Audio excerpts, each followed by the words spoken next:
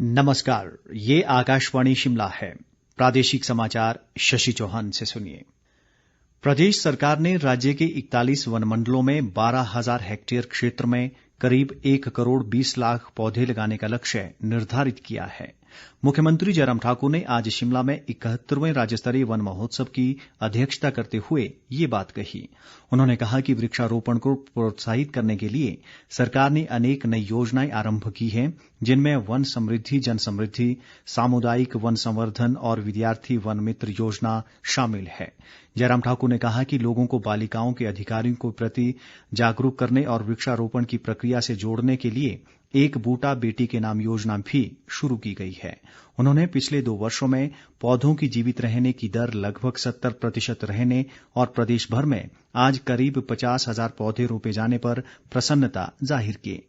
मुख्यमंत्री ने पौधरोपण के कार्य में आज आम जनता, गैर सरकारी संस्थाओं और पंचायती राज संस्थानों की सहभागिता पर भी बल दिया।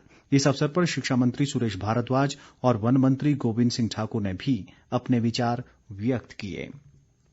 राज्यपाल बंडारू दत्तात्रेय ने कोरोना महामारी के दौरान कृषि क्षेत्र में विशेष ध्यान देने पर बल दिया है। चंबा जिले में कोविड-19 की स्थिति की राजभवन से वीडियो कॉन्फ्रेंसिंग के माध्यम से समीक्षा करते हुए उन्होंने कहा कि अन्य प्रदेशों से वापिस आए लोग अगर खेती करना चाहते हैं तो जिला प्रशासन को उनकी मदद करनी चाहिए। बंडारू दत्तात्रेय ने जिला प्रशासन को केंद्रीय योजनाओं के अंतर्गत जारी की गई राशि का पूरा उपयोग सुनिश्चित करने के भी निर्देश दिए। राज्यपाल ने जनजातीय क्षेत्रों के विकास पर और अधिक ध्यान देने की जरूरत भी बताई।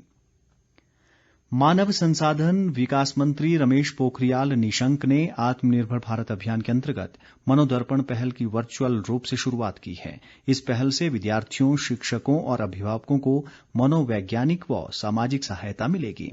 इस अवसर पर निशंक ने कहा कि मनोदर्पण इस मुश्किल समय में विद्यार्थियों, शिक्षकों और परिवारों को मजबूती, सहायता और सुझाव देगा। उन्होंने कहा कि परामर्श के लिए एक हेल्पलाइन नंबर 844-844-0632 शुरू किया गया है, जिस पर सुबह 8 बजे से रात 8 बजे तक फोन किया जा सकता है। रमेश पोखरियाल निशंक ने कहा कि सरकार विद्यार्थियों को ऑनलाइन शिक्षा प्रदान करने के प्रयास कर रही है। विधानसभा अध्यक्ष विपिन सिंह परमार ने कहा कि कांगड़ा जिले में 2650 हेक्टेयर वन क्षेत्र में 12 लाख पौधे लगाने का लक्ष्य रखा गया है। सुलह विधानसभा क्षेत्र के दरंग में आयोजित वन महोत्सव कार्यक्रम में उन्होंने कहा कि वनों को संरक्षित रखना सभी नागरिकों की सामूहिक जिम्मेवारी है। परमार ने सभी लोगों से एक-एक पौधा रोपित करने के बाद उसका संरक्षण करने की भी अपील की। प्रदेश कांग्रेस ने बस किराए में की गई बढ़ोतरी के विरोध में आज शिमला में धरना प्रदर्शन किया। इस अवसर पर पार्टी के प्रदेश अध्यक्ष कुलदीप सिंह राठौर ने कहा कि सरकार ने अपने 2.5 साल के कार्यकाल में 50% बस किराया बढ़ाया है, जो निंदनीय है। उन्होंने सरकार से बस किराए में बढ़ोतरी संबंधी जन विरोधी निर्णय को तुरंत वापस लेने की मांग की है। राठौर ने सरकार पर कर्मचारियों, किसानों व बागवानों की पूरी तरह अनदेखी करने का आरोप भी लगाया। उन्होंने कहा कि कांग्रेस पार्टी बस किराया बढ़ाए जाने के विरोध में 23 जुलाई को सभी जिला मुख्यालयों में धरना प्रदर्शन करेगी। प्रधानमंत्री नरेंद्र मोदी 26 जुलाई को आकाशवाणी पर मन की बात कार्यक्रम में देश विदेश के लोगों के साथ अपने विचार साझा करेंगे। यह मासिक रेडियो कार्यक्रम की 67वीं कड़ी होगी। प्रधानमंत्री ने लोगों से जीवन में सकारात्मक परिवर्तन लाने वाले प्रेरक सामूहिक प्रयासों को साझा करने को कहा है।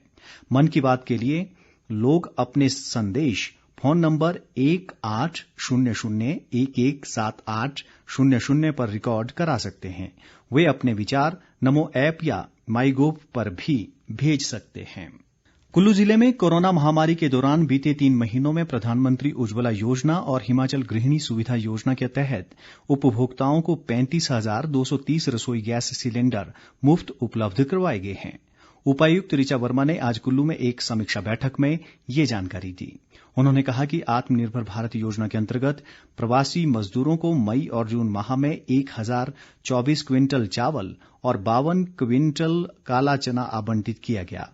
उपायुक्त ने बताया कि जिले में 448 उचित मूल्य की दुकानों के माध्यम से उपभोक्ताओं को सस्ता राशन मुहैया करवाया जा रहा है। इसी के साथ ये समाचार बुलेटिन समाप्त हुआ। हमारा अगला बुलेटिन आप सुन सकते हैं शाम 7:45 पर। नमस्कार।